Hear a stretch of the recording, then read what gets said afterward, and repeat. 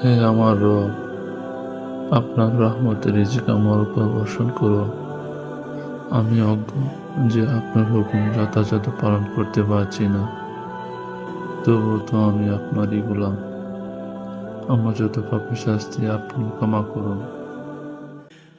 আপনি পাপের শাস্তি হিসেবে আমার পরিবার উপর শাস্তি দিয়েন না। ও আমার মালিক, নিঃসন্দেহে সকল রিজিকের মালিক আপনি। তাদের হক আমার উপর এবং হক আদায়ের তৌফিক দাও। হে আমার প্রতিপালক, আমি আপনার কাছে কুদরতি কোনো সম্পদ চাই না সোনার খনি।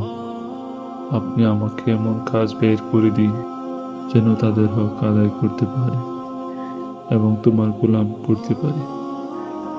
আপনি আমার উপর রহমতের রিজিক দান করুন। আমিন।